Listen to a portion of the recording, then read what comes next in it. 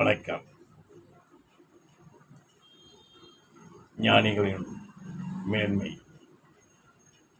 ஞானிகளின் ஞான நிலை, தன்னுற்றாக அவர்கள் யோசிக்க வேண்டியது எதுவுமே யோசித்து ரிப்ளை பண்ண மாட்டாங்க. இதுதான் பதினொன்று அவங்களுக்கே அறியாது. அது தன்னுற்றாக கிடைக்கும்.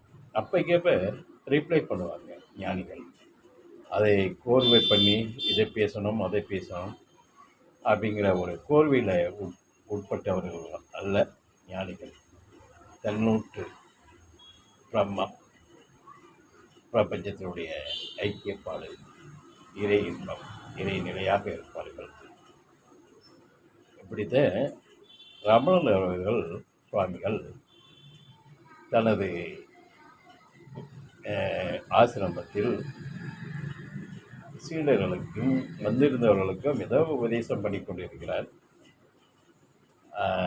ஆன்மீகத்தை பற்றியும் ஞானம் பற்றியும் பக்தி மார்க்கம், இது மூன்றையும் அவர்கள் கேட்கும் கேள்விகளுக்கு இவர் சொல்லிக் கொண்டிருக்கிறார். உபதேசமாக சொல்லி கொண்டு இருக்கும்போது அங்கே ஒருவன் உட்கார்ந்துருக்கான். அதுலேயும் விதண்டவாதம் பிடித்தவனும் இருப்பான். ஞானிகளிடையமும் மாட்டுவான். இந்த விதண்டவாதம் எல்லா இடத்துலையும் இருக்கும். கொக்குன்னு நினைத்தாரே கொங்குனரே அப்படிங்கிற மாதிரியா மாட்டிக்கொள்ளும் நபர்கள், விதண்டவாதம் பிடிக்கிறவர்கள் எல்லா இடத்துலையும் இருப்பார்கள். அது இருக்கணும். இருந்தால்தே அந்த கருத்து முழுமையாக உடைந்து வெளிப்படும், சிதறும், அது வரும். அதுல ஒருவர் எல்லாம் பேசுகிற சருத நீங்கள் இவருக்கு யாருக்கு ராமகிருஷ்ணர் விவேகானந்தருக்கு ராமகிருஷ்ணர் காட்டினதை போல நேரடியாக இறையை காட்டுங்க, காளியா தேவியை காட்டுங்கள் அப்படி இப்படின்னு ரொம்ப அவரை தொந்தரவு பண்ணிக்கிட்டே இருந்திருக்கான்.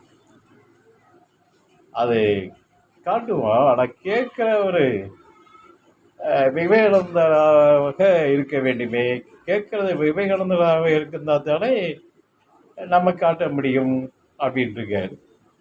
உடனே அவன் வாயெடுத்து போயிட்டான். ஒரே வார்த்தை தான், காட்டுவோம், சொல்லுவோம், கேட்குற விவேகானந்தரா இருக்காரா, அவராக இருக்கணுமே அப்படின்ட்டு இருக்காரு.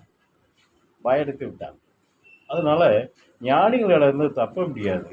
ஒரே வார்த்தை தான், வளர்ந்து பேச மாட்டாங்க. ஒன் சொல்லலையே முடித்து விடுவார்கள் ஞானி.